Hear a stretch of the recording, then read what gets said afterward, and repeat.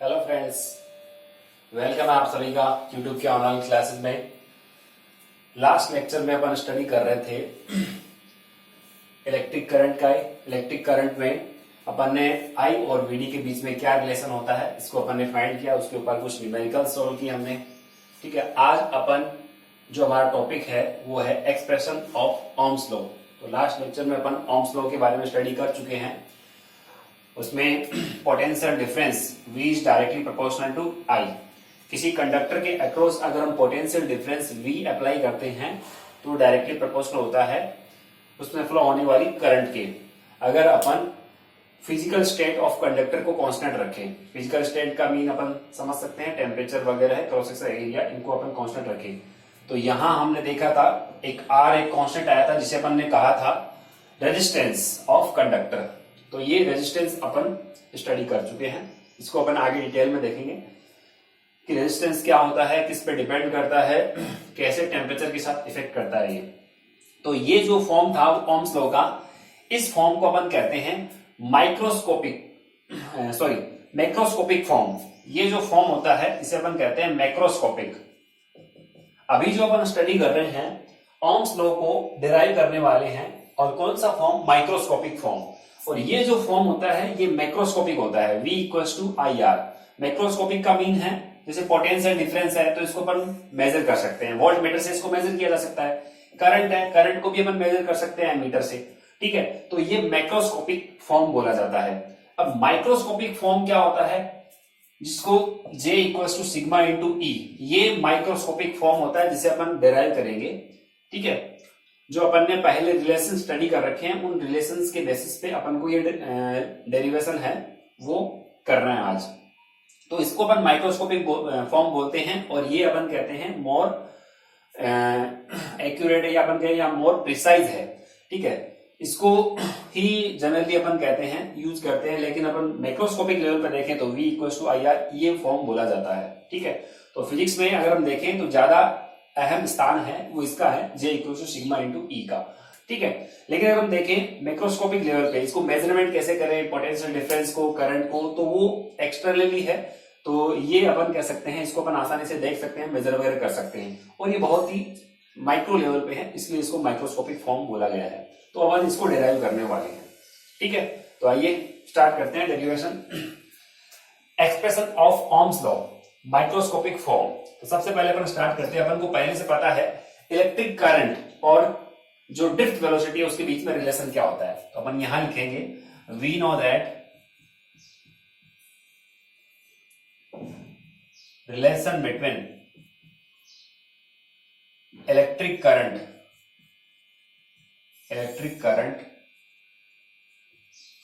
I and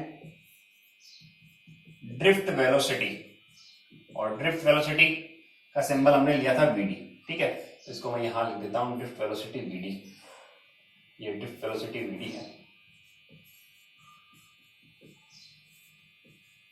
ठीक है, और रिलेशन क्या होता है? I equals to small n a e VD। ठीक है, here n is number of electrons in per unit volume. Conductor के पर यूनिट वॉल्यूम में नंबर ऑफ चार्ज कैरियर्स है। A is cross sectional area, E is charge on electron, ये अपन को पहले से पता है। ठीक है, अब अपन VD का भी फॉर्मूला जानते हैं पहले से, इसको अगर इक्वेशन नंबर 1 बना दे तो अपन को पहले से पता है कि VD इक्वल्स टू क्या होता है। तो आप बता सकते हो VD ड्रिफ्ट वेलोसिटी का जो डेरिवेशन हमने किया था क्या होता है, ड्रिफ्ट वेलोसिटी इक्वल्स टू क्या होता है, E tau upon m into में E। ये अपन को रिलेशन पता है, drift velocity VD equals to ये पता होता है E tau upon m into E। Here tau is relaxation time. Relaxation time का मीन क्या होता है कि एवरेज टाइम होता है between two successive collision of electron. Here m is mass of electron और capital E is applied external electric field.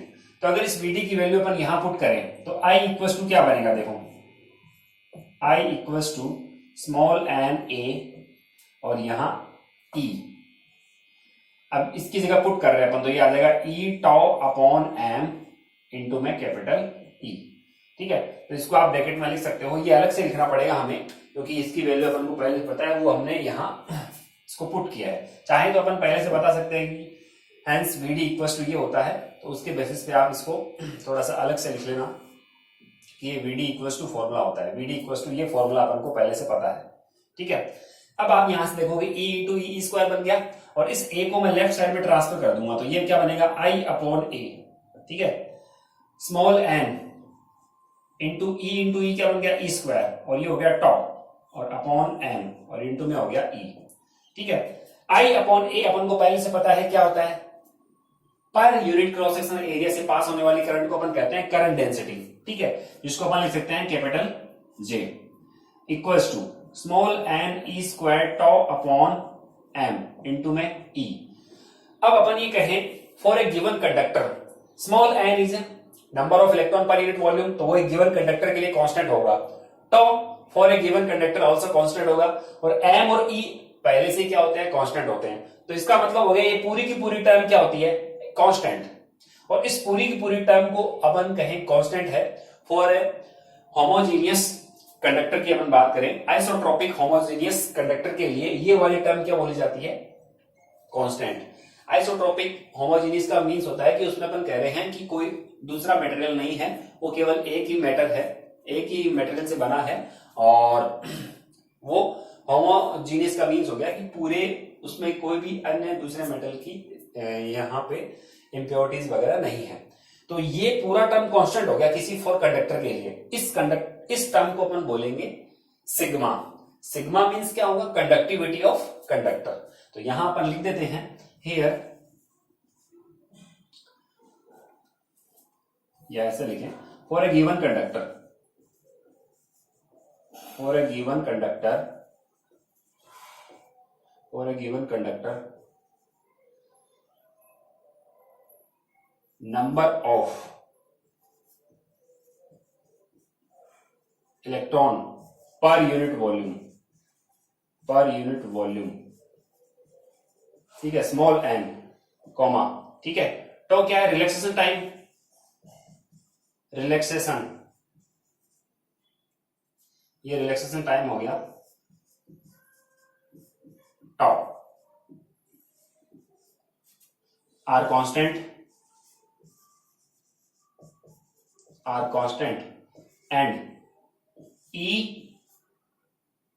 and M mass है, mass of electron, mass of electron also constant, also constant, ठीक है। ये सारे के सारे constant है, तो ये कांस्टेंट, ई कांस्टेंट, टॉ कांस्टेंट, एम कांस्टेंट। तो फॉर ए गिवन कंडक्टर ये पूरी की पूरी टर्म क्या मानी जा सकती है, कांस्टेंट। तो यहां पर लिख सकते हैं for isotropic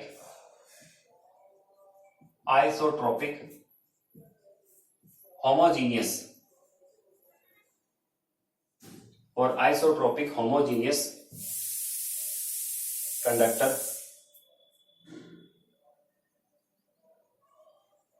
homogeneous conductor term, कौन सी टर्म, ये वाली term, small N E square tau upon M can be considered as constant, can be considered as constant which called conductivity. बस इसी को अपन क्या बोल देंगे, conductivity of, which called conductivity of conductor. Conductor की कंडक्टिविटी है ये, ठीक है। तो जितनी ज्यादा कंडक्टिविटी होगी किसी कंडक्टर की, उतने ही आसानी से इलेक्ट्रॉन है वो फ्लो हो जाएगा, ठीक है। अगर आपसे पूछे आयरन का एक कोई कंडक्टर है, ठीक है, दूसरा अपन कहें कॉपर का, पहला अपन ने आयरन का ले लिया, दूसरा कॉपर का ले लिया, और हमने एक सिल्वर का, ठीक है। ये तीन कंडक्टर हैं, वायर है कोई, कॉपर का, आयरन का वायर है, कॉपर का वायर है, और सिल्वर का वायर है। चलो एल्यूमिनियम का और ले लेते हैं। तो इन चारों में से सबसे ज्यादा कंडक्टिविटी किसकी है, डेफिनेटली सिल्वर की कंडक्टिविटी सबसे ज्यादा है। इसमें फ्री इलेक्ट्रॉन है, वो आसानी से मूव कर जाते हैं, रेजिस्टेंस इसका बहुत कम होता है, ठीक है। तो इसमें अपन बोलेंगे सिल्वर की जो कंडक्टिविटी है बहुत ज्यादा है। और आयरन की इनके कंपैरिजन में सबसे कम है। ठीक है, तो सबसे ज्यादा रहेगी इसकी, फिर उसके बाद में इसकी, फिर इसकी। तो ये सीक्वेंस से लिखा मैंने, सबसे कम इसकी, फिर उसके बाद में ये, फिर ये। ठीक है, तो सबसे ज्यादा किसकी होती है? सिल्वर की। ठीक है, सिल्वर की होती है, तो फिर अपन घरों में सिल्वर के वायर क्यों नहीं लगाते? तो उसके रीजन है महंगा बहुत होता है। ठीक है, कॉपर जनरली आप देखते हो कॉपर के लगे होते हैं, और अगर मान लो बड़े लेवल पे अपन को एक जगह से दूसरी तक ट्रांसफॉर्म करना है इलेक्ट्रिसिटी को, तो अपन एल्यूमिनियम के वायर अपन देखते हैं डे टू डे लाइफ में जैसे लगे हुए हैं वो। आयरन अपन कहते हैं कि इतनी अच्छी कंडक्टिविटी इसकी होती नहीं इनके कंपेरिजन में। ठीक है, तो ये कंडक्टिविटी हो गया जो ये बताता है कि कितनी आसानी से इलेक्ट्रॉन है वो फ्लो हो सकते हैं। अब इसका अपोजिट क्या होता है? इसको अपन सिग्मा से डिनोटेट करते हैं, तो ये जो टर्म होगी उसको अपन सिग्मा बोलेंगे। तो यहां जो कंडक्टिविटी है इसको अपन क्या बोलेंगे? सिग्मा। ठीक है, तो यहां सिग्मा इक्वल्स टू क्या बोला मैंने? Small M E square tau upon M, और ये रेसिप्रोकल होती है किसका? रेजिस्टिविटी का। जैसे कंडक्टर की एक प्रॉपर्टी है कंडक्टिविटी, वैसे ही कंडक्टर की एक प्रॉपर्टी है जो अपोजिट प्रॉपर्टी है, जिसको अपन कहते हैं क्या? रेजिस्टिविटी। इसको सिंबल अपन देते हैं रो। ये जस्ट रेसिप्रोकल होता है, या ऐसे लिख सकते हैं sigma equals to 1 upon rho. ठीक है, तो कंडक्टिविटी किसका रेसिप्रोकल होती है? रेजिस्टिविटी का। या रेजिस्टिविटी किसका रेसिप्रोकल होती है? कंडक्टिविटी का। तो अगर आपसे रेजिस्टिविटी की डेफिनेशन पूछे तो अपन वैसे तो जनरल वे में अगर हम कहें तो इसको ऐसे बोल सकते हैं कि रेसिप्रोकल ऑफ कंडक्टिविटी, लेकिन इसकी आगे आप डेफिनेशन लिखोगे कि रो क्या होता है, किस पे डिपेंड करता है। जब अपन रेजिस्टेंस रेजिस्टिविटी स्टडी करेंगे अगले लेक्चर में, तो आप इसको डिटेल में स्टडी करोगे। तो फिलहाल तो मैं यहाँ पे इतना लिख रहा हूं कि ये जो है वो रेसिप्रोकल होगा किसका? रेजिस्टिविटी का। ठीक है, तो ऑल्सो अपन यहाँ इसके आगे लिख सकते हैं कि 1 अपॉन क्या है? रेजिस्टिविटी। रेजिस्टिविटी, और इसका सिंबल क्या होगा? रो। ठीक है, ये सिंबल ले लिया मैंने। तो ये रिलेशन आपको याद रखना है। एक्चुअल में फॉर्मूला नहीं है, अभी अपन ने ये रिलेशन नहीं आया है तो इसको अपन बॉक्स में नहीं डाले, लेकिन आपको ये फॉर्मूला याद रखना है कि सिग्मा का ये फॉर्मूला होता है। ओके, अब अपन यहाँ पे इक्वेशन नंबर 2 में क्या पुट कर सकते हैं इसकी जगह? सिग्मा। तो अपन यहां से लिखेंगे from equation 2 J equals to क्या हो गया? Sigma into E. इसकी जगह हमने सिग्मा, ये सारे टर्म कांस्टेंट है, इसको हमने यहां से यहां पुट कर दिया तो ये सिग्मा बोल दिया जाएगा। ठीक है, तो J equals to sigma into E. This is microscopic form of Ohm's law. तो यहां से आप लिख सकते हो दिस इज माइक्रोस्कोपिक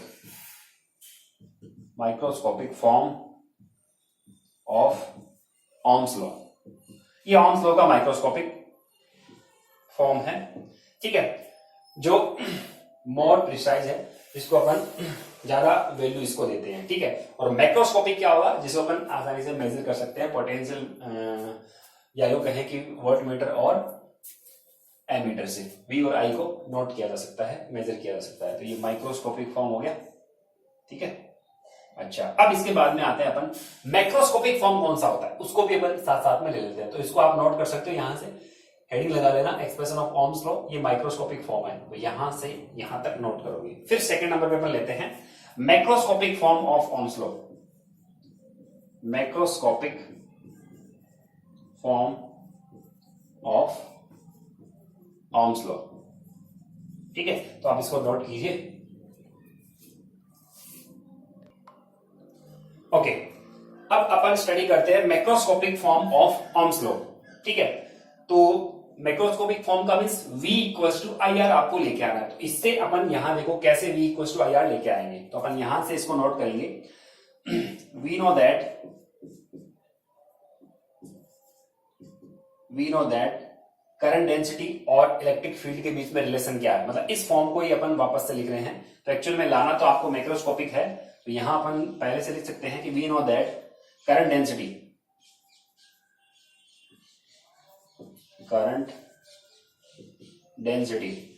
या ऐसे लिखते हैं relation between current density and electric field. We know that relation between current density, जो कि अपन J बोल रहे हैं, एंड इलेक्ट्रिक फील्ड E। क्या होता है relation? J equals to sigma into E। इसी रिलेशन को काम में लेके अपन को लाना क्या है? V equals to I R, जो मैक्रोस्कोपिक फॉर्म है। ओके, तो यहां से आप हेडिंग लगाओगे macroscopic form of Ohm's law, और मैंने यहां क्या लिखा है, वी नो दैट, ये WKT है, we know that relation between current density and electric field J equal to sigma into E. ओके, अब अपन यहां से J इक्वल टू अपन जानते हैं I अपॉन क्या होता है A, क्योंकि आपको करंट चाहिए तो इसको करंट के फॉर्म में लाना पड़ेगा। करंट और करंट डेंसिटी के बीच रिलेशन है J equal to I upon A, ठीक है। और इलेक्ट्रिक फील्ड और पोटेंशियल डिफरेंस, अब आपको पोटेंशियल डिफरेंस चाहिएगा V, तो इलेक्ट्रिक फील्ड और potential difference, electric field and potential के बीच में रिलेशन पता है, पोटेंशियल डिफरेंस के बीच में क्या होता है, बोलिए, बता सकते हैं क्या? तो अपन यहां से कहेंगे V equal to E into L। ये पहले आपने स्टडी करा हुआ है, जब आपने इलेक्ट्रिक पोटेंशियल वाला चैप्टर स्टडी किया था तब ये रिलेशन पता था। तो अपन यहां से अपन बोलते हैं कि if V potential difference, V potential difference, if V potential difference is applied,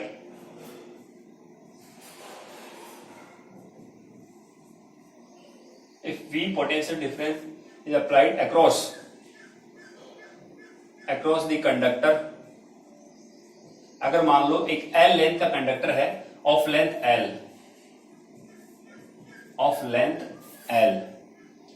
and electric field and applied electric field कितना है, इलेक्ट्रिक फील्ड क्या है, E है, देन E इक्वल टू कितना होगा बताओ, ठीक है, V into L, potential difference, ये पोटेंशियल डिफरेंस इंटू क्या है, L। ये रिलेशन अपन को पहले से पता है, ठीक है। और J की जगह अपन क्या पुट कर दे, I अपॉन A, ठीक है, and J equal to I upon A। तो अब आप इसको इक्वेशन नंबर अलग से डाल दो, ठीक है। ये तो डेरिवेशन यहां तक हो गया, अब अपन नया डेरिवेशन स्टार्ट कर रहे हैं, इसलिए अपन ने यहां से इसको इक्वेशन नंबर 1 डाल दिया है, ठीक है। ये तो आपका पूरा कंप्लीट हो गया यहां तक। एग्जाम में अगर आपसे माइक्रोस्कोपिक पूछे तो आपको इतना ही करना है, अगर मैक्रोस्कोपिक अलग से पूछे तो आप यहां से, ये नया डेरिवेशन है तो ये नया अपन यहां से स्टार्ट करें, इसको इक्वेशन नंबर 1 बना दिया, ठीक है। अब आप यहां से क्या लिखोगे कि मान लो ये कोई कंडक्टर था, ठीक है, इसके अक्रॉस हमने V पोटेंशियल डिफरेंस यहां अप्लाई किया है, ठीक है। तो यहां इसके अक्रॉस V पोटेंशियल डिफरेंस है, तो इलेक्ट्रिक फील्ड कितना है, E इलेक्ट्रिक फील्ड इस डायरेक्शन में है, लेंथ इसकी कितनी है, L है, तो इसके बीच में रिलेशन क्या होता है, तो ये रिलेशन अपन को पता है, जो होता है E equal to V into L, ठीक है। और J इक्वल टू क्या होता है, I अपॉन A। तो इन दोनों की वैल्यू आप इक्वेशन नंबर 1 में सब्स्टिट्यूट कर दो, ठीक है। तो अपन यहां लिखेंगे फ्रॉम इक्वेशन 1, ठीक है, substitute the value of E and J in equation number 1। तो इसकी वैल्यू अगर हम पुट करेंगे तो J की जगह क्या पुट करें, I अपॉन A, तो यहां पर लिखेंगे I upon A equals to sigma, और यहां E की जगह अपन क्या पुट कर सकते हैं, ये कैपिटल E है, V अपॉन L होता है ना, V अपॉन L होता है, V अपॉन L, रिलेशन क्या होता है, अपन ने स्टडी किया था dV अपॉन dr, ये इलेक्ट्रिक फील्ड होता है, ठीक है ना। ये आप अपन पहले स्टडी कर चुके हैं, जो हमारा सेकंड चैप्टर था। तो E equal to dV upon dr, potential difference का डिस्टेंस के साथ क्या रिलेशन है, वो E के साथ, तो अपन ये रिलेशन पहले फाइंड कर चुके हैं। तो अगर इसकी L लेंथ है तो V अपॉन L ये हमारा फॉर्मूला होता है, ठीक है ना। तो इसको अगर याद रखना है तो ऐसे याद कर सकते हैं, V equal to E into D, तो ये फॉर्मूला है, आपको याद रखना है, ठीक है। अब अपन दोनों इक्वेशन से, यानी इस दोनों के दोनों, ये जो इक्वेशन है ये वाली वैल्यू हमने यहां पुट कर दी है, तो यहां E की जगह पर क्या पुट करेंगे, V अपॉन L, ठीक है, V इंटू L नहीं, V अपॉन L होगा ये, ओके। अब आपको रिलेशन क्या चाहिए, ओनली V और I के बीच में, ठीक है। तो यहां पे अगर हम देखें तो मैं V इक्वल टू क्या लिख सकता हूं, ओनली V इक्वल टू, तो ये L इस तरफ ट्रांसफर हो जाएगा, सिग्मा भी इधर ट्रांसफर हो जाएगा, ठीक है। तो आप यहां पे लिखोगे L ऊपर हो गया अपॉन L अपॉन A, और यहां जाएगा नीचे क्या, सिग्मा, ठीक है। और साथ में क्या है, ये करंट I, इस L को इधर ट्रांसफर कर दिया और कुछ भी नहीं किया, और सिग्मा आपका नीचे आ गया। अब 1 अपॉन सिग्मा हो गया ये। अब आप बता सकते हो 1 अपॉन सिग्मा क्या होता है, 1 अपॉन सिग्मा अगर यहां से देखोगे, इस रो को इधर ट्रांसफर कर दो, सिग्मा को इधर ले आए अपन, तो 1 अपॉन जो सिग्मा होता है वो किसके इक्विवेलेंट होता है, रेजिस्टिविटी यानी रो के इक्वल होता है। तो आप 1/सिग्मा की जगह पर क्या पुट कर सकते हैं, रो L/A और इंटू में क्या आ गया I। ठीक है, तो यहां आप रीजन दे सकते हो, हेंस 1/सिग्मा इक्वल्स टू क्या होता है, रो, और रो इज रेजिस्टिविटी ऑफ मटेरियल।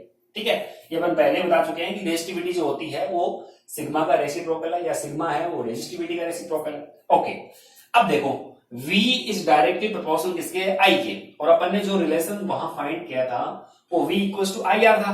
इसका मतलब किसी गिवन कंडक्टर के लिए उसकी लेंथ क्या होगी, कांस्टेंट, उसका क्रॉस सेक्शनल एरिया क्या होगा, कांस्टेंट, और रो यहां क्या है, रेजिस्टिविटी, जो मटेरियल की प्रॉपर्टी होती है। अगर मटेरियल की प्रॉपर्टी है और आपको गिवन कंडक्टर है, इसका मतलब रो भी क्या हो गया, फिक्स हो गया है।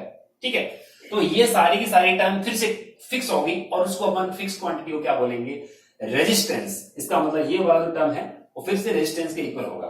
फिर से देखिए, यहां पे हमने ये सारी जो क्वांटिटी थी ये सब क्या कांस्टेंट थी, तो इस टर्म को हमने यहां क्या बोला, कंडक्टिविटी। अब ध्यान ये रखना आपको, ये जो कंडक्टिविटी होती है ये इलेक्ट्रिक फील्ड पे डिपेंड नहीं करती। यहां से अगर सिग्मा का फॉर्मूला देखो तो J/E बनता है, लेकिन वो न तो इलेक्ट्रिक फील्ड पे डिपेंड करती है। तो ये किसकी प्रॉपर्टी होती है, ये मटेरियल की प्रॉपर्टी होती है सिग्मा, जो उसकी आप देखोगे टेम्परेचर वगैरह पे, टेम्परेचर पे डिपेंड करती है सिग्मा, और मटेरियल पे डिपेंड करती है, यानी सिल्वर है या फिर कॉपर है या एल्यूमिनियम है, मैटर की प्रॉपर्टी पे डिपेंड करेगी। सिमिलरली रो भी क्या है, मैटर की प्रॉपर्टी, जो भी आपने मटेरियल लिया है उसकी प्रॉपर्टी पे ये डिपेंड करती है। ओके, या तो ये जैसे सिग्मा अगर हम देखें तो अभी हमने देखा था सिग्मा किसका ज्यादा था, सिल्वर का, चांदी का है वो सिग्मा है वो सबसे ज्यादा था। ठीक है, तो रेजिस्टिविटी सबसे कम किसकी होगी, चांदी की होगी। ठीक है ना, और सबसे ज्यादा इसमें देखा था हमने किसकी होगी, फिर रेजिस्टिविटी सबसे ज्यादा किसकी होगी, अगर 4 पॉइंट की हम देखें, आयरन, कॉपर, एल्यूमिनियम और सिल्वर में, तो सबसे ज्यादा रेजिस्टिविटी, इलेक्ट्रॉन फ्लो होने में जो बाधा है, जो रुकावट है, वो सबसे ज्यादा किसमें होगी, वो आयरन में होगी। तो ये रेजिस्टिविटी है। तो ये तो कांस्टेंट हो गया। फिर तो इसको अपन अगर कांस्टेंट कहें तो उस कांस्टेंट को अपन क्या बोल देंगे, कैपिटल R, रेजिस्टेंस। तो यहां अपन बोलेंगे here rho comma L comma A are constant for given conductor, so rho L/A equals to R, also constant. ठीक है, तो यहां से आप लिख सकते हो V इक्वल्स टू क्या, R इंटू I, बस ये रिलेशन आ गया। दिस इज, ये कौन सा फॉर्म है, मैक्रोस्कोपिक। तो यहां लिख सकते हैं दिस इज मैक्रोस्कोपिक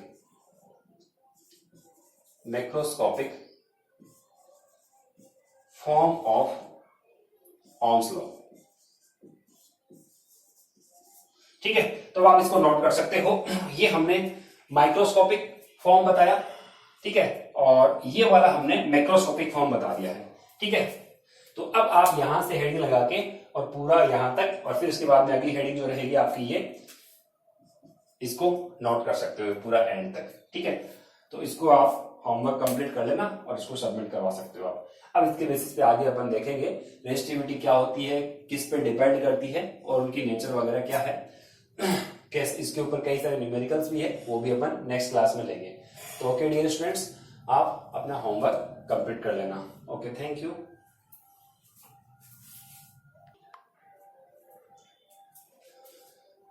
क्लास में मैसेज रह गया था, आज इंडिपेंडेंस डे है, तो आप सभी स्टूडेंट्स को मेरी तरफ से स्वतंत्रता दिवस की हार्दिक शुभकामनाएं और बधाइयां। जय हिंद।